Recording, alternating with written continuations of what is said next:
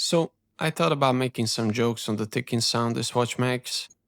I'm not that kind of guy anymore, and it has been done one too many times. Timex Weekender is a nice looking watch, it has the classic simple look. Oh, just a second.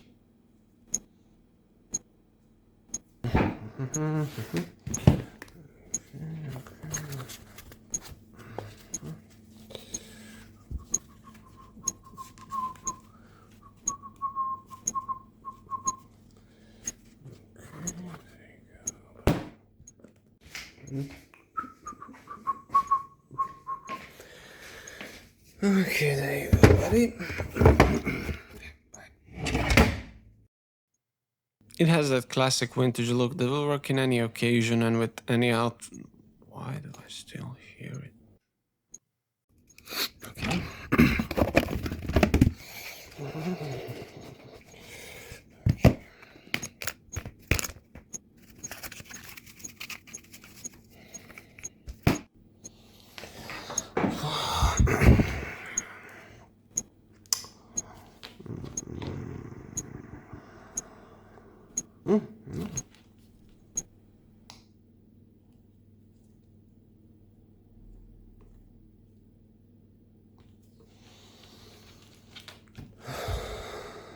Okay, so why Weekender? I have no idea, apparently you should wear this watch only on weekends. We'll see about that and more, but it is spec time now. The reference number for this watch is... If you have dyslexia, don't bother reading this, just remember how the watch looks. There are some other color options as well. The case material is brass, so a bunch of low quality metals mixed together. It's no stainless steel, but the build quality is not the selling point here. Diameter is 38mm, lug to lug is 45-46ish, and it is quite thin with 9mm.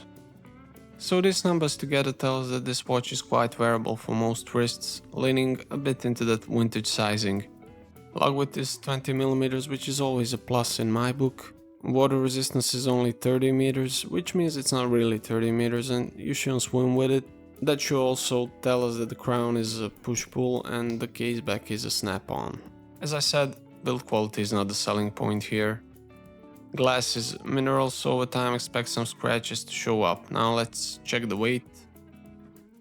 Amazon says 0.12 grams, Google says 54 grams. I'm gonna trust Google on this one. Now the movement. I remember when I was a kid and had sleepovers at my grandma's. In the bedroom was this big wall clock with the swingy thing like a pendulum. I remember looking at this loud wall clock thinking, wouldn't it be cool if I had this on my wrist?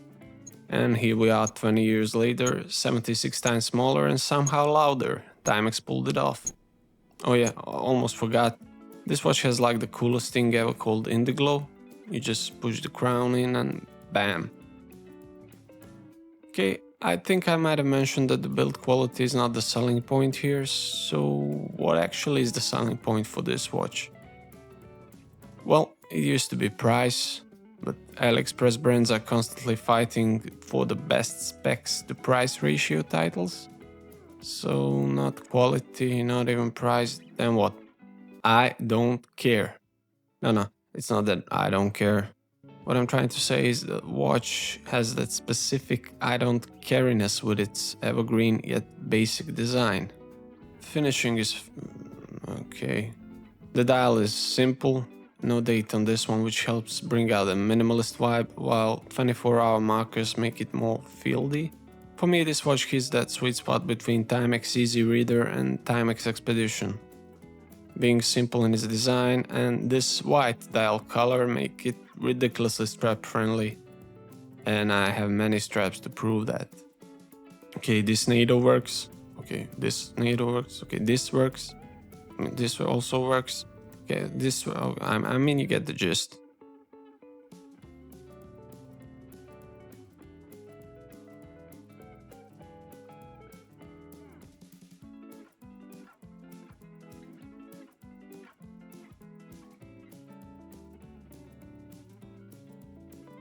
Leather for some vintage fancy vibes and rubber for well, I'm not quite sure about this one. So, you could just get this watch and buy a million straps and be done with watch collecting like forever. Pros and cons. Pros, it's versatile, it looks good. Grab and go quartz reliability. Indiglow. Cons, it's kinda basic. Build quality. And if they engineered ticking to be louder, this watch could be potentially weaponized, and we don't want that with everything that's going on around nowadays. I rate Timex Weekender 6 out of 7 days a week. There is just something good about having this watch. I cannot really put it fully to words or a comprehensive and sensible review. Weekender also reminds you that in this crazy day and age, it shouldn't be all about spec warfare. These cheaper Timex offerings remind you not to take things too seriously in life, also remind you to appreciate your hearing while you still have it.